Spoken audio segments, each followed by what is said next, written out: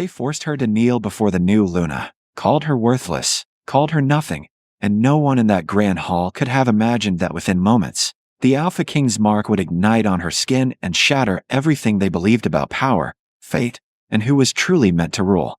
The great hall of the Greymont Castle blazed with torchlight and polished marble. Every noble and high-ranking wolf gathered to witness the official presentation of Lady Evangeline Thorncrest as the future Luna, her silver gown shimmering like frost beneath the chandeliers as she stood beside the Alpha King's throne with poised perfection. Below that raised platform, far from the silk and gold, Freya stumbled as rough hands shoved her forward, her worn dress catching against the stone floor, her copper hair falling loose around her face as a guard's voice barked, "On your knees, Omega," loud enough to draw the attention of the entire court, and laughter rippled through the nobles like a cruel tide. Freya's breath came sharp and uneven, her heart hammering not just from fear, but from something deeper, something restless that had been building inside her for days without explanation. A strange tension coiling beneath her skin that made her wolf stir uneasily, as if sensing a storm no one else could see.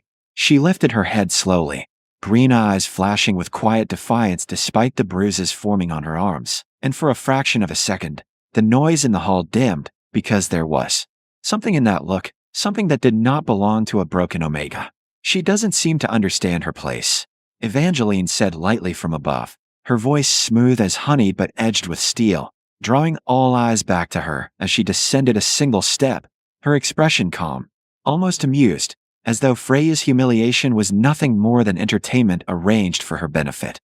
"Perhaps she needs a clearer lesson." The guards tightened their grip, forcing Freya down, and when her knees finally struck the cold stone, a sharp gasp escaped her lips despite her effort to stay silent, the pain shooting up through her legs, grounding her in the reality she had tried to endure for 3 long years. 3 years since her pack had been slaughtered, since she had been reduced to a nameless servant in a castle that did not care if she lived or died. "There," Evangeline murmured, tilting her head slightly as she studied Freya like one might inspect a flawed object. "That's better. An Omega should always remember what she is." More laughter followed, softer now, more insidious, as if the entire court had agreed on an unspoken truth. Freya was nothing, and nothing deserved to be beneath them. But Freya did not bow her head. She couldn't. Not anymore. Something inside her refused to break completely, no matter how many times they pushed her down. Her fingers curled against the stone, nails scraping faintly as her wolf stirred again, restless and agitated, sending a faint pulse of heat through her chest that made her breath hitch. It was wrong. Everything felt wrong. As if she didn't belong here. Not as a servant, not as an Omega, not as the girl they thought they were crushing beneath their feet. "Crawl," Evangeline added, her tone still deceptively gentle, though her eyes gleamed with something darker. "Show the court your gratitude for being allowed to remain in this castle." The words hit harder than the shove. Crawl. Like an animal. Like she had no dignity left to claim. The guards released her just enough to force her forward, and for a moment, the hall seemed to tilt, the weight of every gaze pressing down on her back, expecting her to obey, expecting her to prove them right. Freya's chest rose and fell as she fought for breath, her mind flashing with memories she tried so hard to bury. Her mother's voice, her father's strength, her brother's laughter, all gone, all taken, leaving her here, alone, kneeling before people who would never see her as anything more than expendable. Slowly she placed her hands on the floor, and then it happened. A sudden, sharp heat bloomed beneath her collarbone, so intense it stole the air from her lungs, her fingers trembling as she froze mid-motion, confusion slicing through the humiliation. The sensation wasn't pain, not exactly. It was something deeper, something ancient, something alive. Freya gasped softly, her shoulders tensing as the heat spread, curling outward like fire beneath her skin, and though the court continued to murmur and watch, unaware, her world narrowed to that single, impossible feeling. Above her, on the dais, Alpha King Valen Greymont had been watching in silence from the moment she was dragged into the hall, his expression unreadable, his golden eyes scanning the scene with the detached control of a ruler accustomed to power plays and political games. But now, as Freya stilled, something shifted. His gaze sharpened, because he felt it too. Not the heat itself, but the disturbance in the air, the subtle pull of something that shouldn't exist, yet undeniably did. His wolf stirred, low and restless, pressing against the edges of his control in a way it hadn't in years. Not since before he had hardened himself against the idea of fate and bonds and anything he could not command.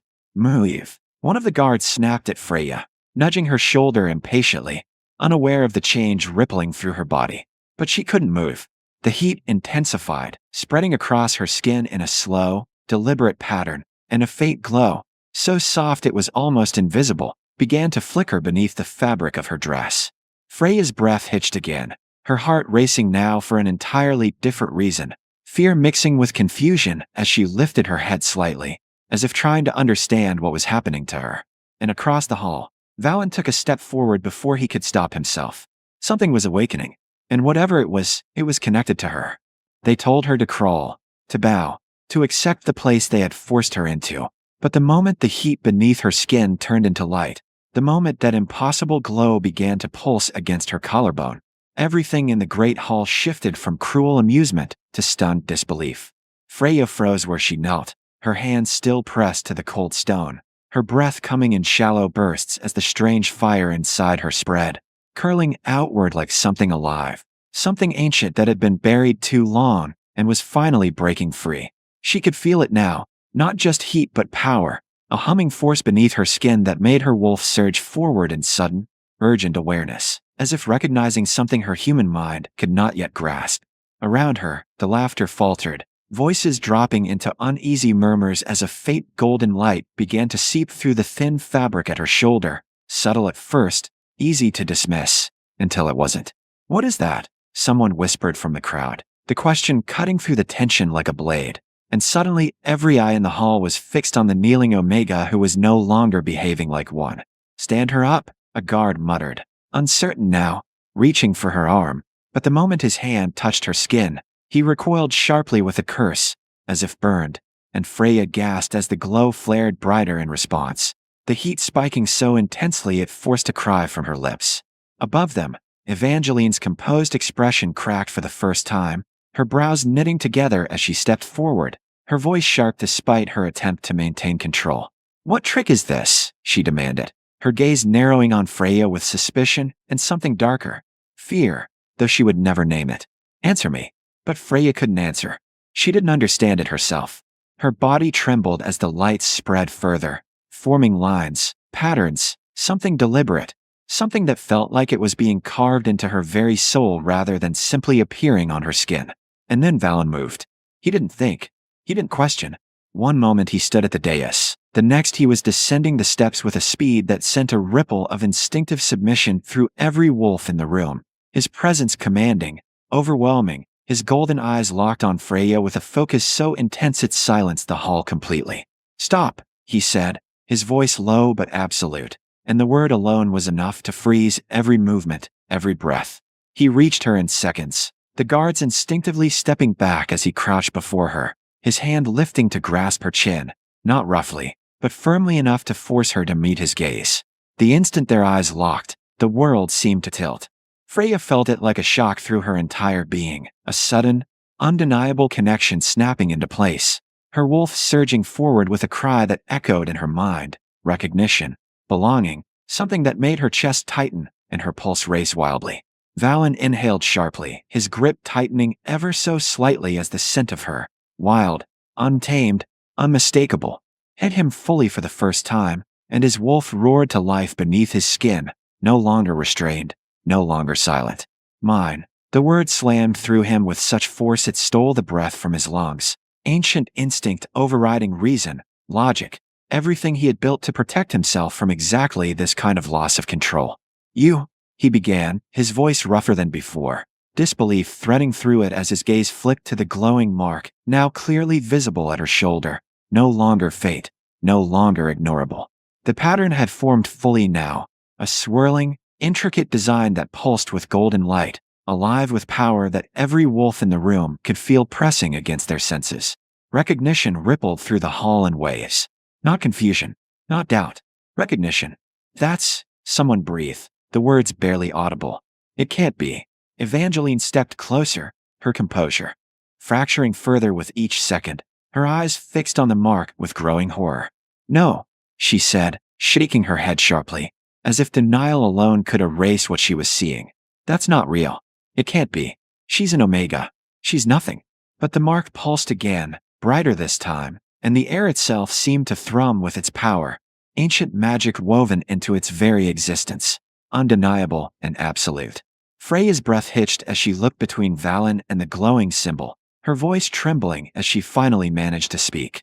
I don't understand. I didn't do this. And Valen knew she was telling the truth. Because no one could fake this. No one could create something that resonated so deeply with the very core of what it meant to be Alpha. His hand hovered just above the mark, not quite touching, as if afraid that doing so would confirm what he already knew, and what he wasn't sure he was ready to accept. It's the Alpha King's mark, he said finally, his voice quiet but carrying through the hall like a verdict. Silence followed. Heavy, crushing. The kind of silence that came when reality itself had just been rewritten. Freya stared at him, her mind struggling to catch up with the weight of those words, her heart pounding as the connection between them pulsed again, stronger now, impossible to ignore.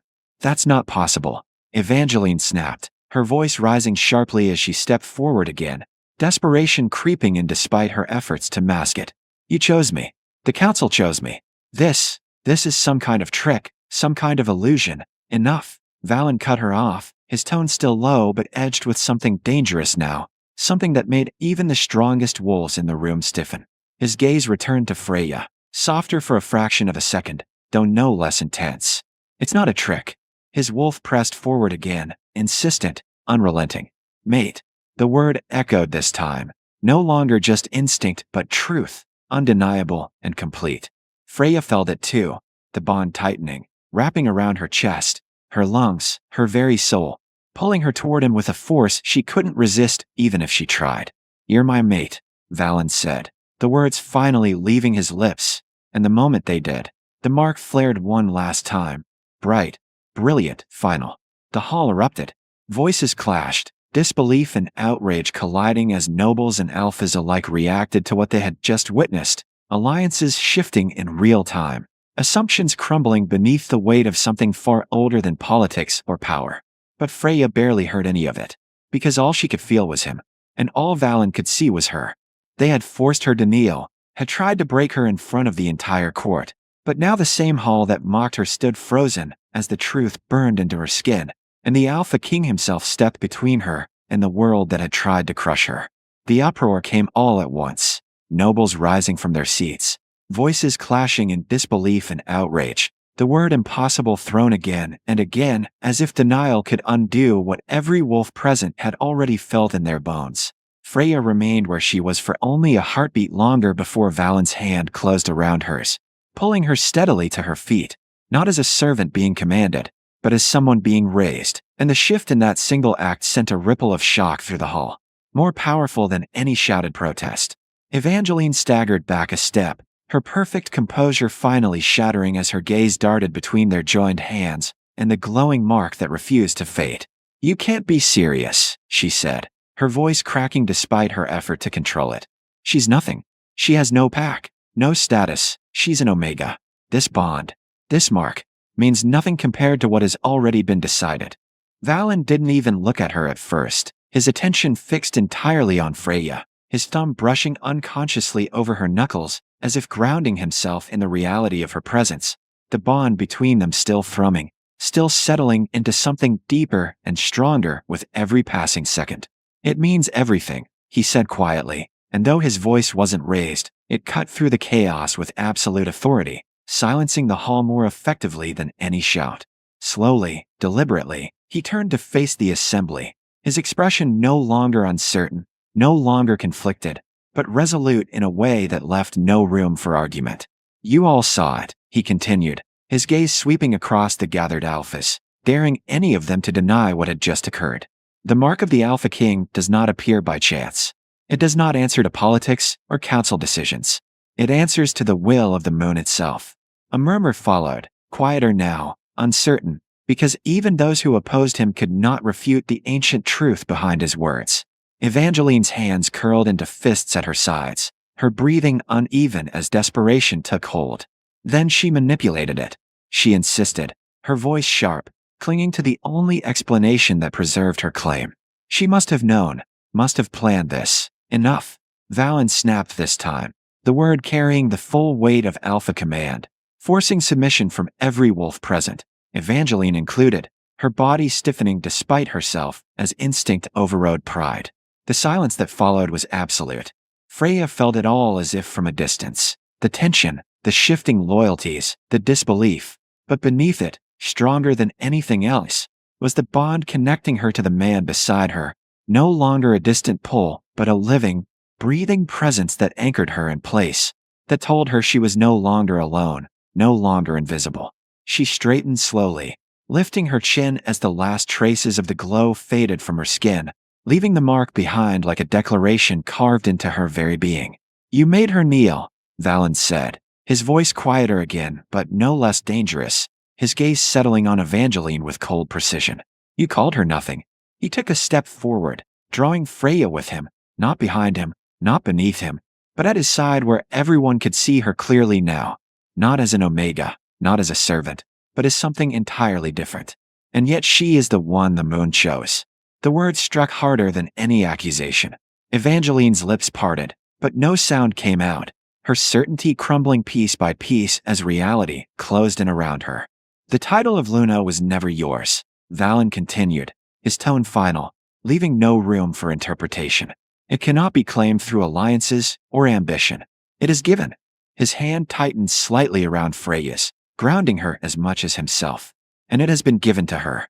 A wave of reactions surged through the hall. Shock, disbelief, reluctant acceptance. But none of it mattered anymore. Because the truth had already taken hold. Freya felt it in the way the room seemed to shift, in the way eyes that once dismissed her now lingered with something closer to uncertainty, even respect. She drew in a steady breath, the weight of everything that had just happened settling over her, not as a burden, but as something she would carry forward. When she spoke, her voice was soft but clear enough to carry. "I didn't ask for this," she said, her gaze moving briefly across the assembly before returning to Valen. "I didn't plan it. I didn't even understand it." Her fingers tightened around his hand, not out of fear, but out of resolve. "But I won't kneel again." The statement hung in the air, simple and unyielding, and something in it resonated even more deeply than the mark itself. Valen's lips curved slightly, not in amusement, but in approval, his eyes reflecting a quiet pride that warmed the bond between them. "You won't have to," he said, his voice meant for her alone despite the witnesses surrounding them. Then, louder, for all to hear. "From this moment forward, Freya is recognized as my true mate and the rightful Luna of this kingdom." No one challenged him. Not after what they had seen. Not after what they had felt. Guards moved forward at a silent command, not toward Freya this time, but toward Evangeline, whose stunned expression shifted into fury as the reality of her loss finally settled in. "This isn't over," she hissed, though there was no power left behind the threat as she was escorted away, her claim stripped from her in a matter of moments. Freya watched her go, not with triumph, but with a quiet understanding of how quickly power could be lost when it was built on the wrong foundation. When the hall finally began to clear, the tension easing into something new and uncertain, Freya turned to Valen, the noise fading into the background as the bond between them steadied into something calmer, stronger. "What happens now?" she asked softly. Valen didn't hesitate. He lifted her hand, pressing a brief, deliberate kiss against her knuckles, his gaze never leaving hers. "Now," he said, "you stand with me. Not above, not below, beside."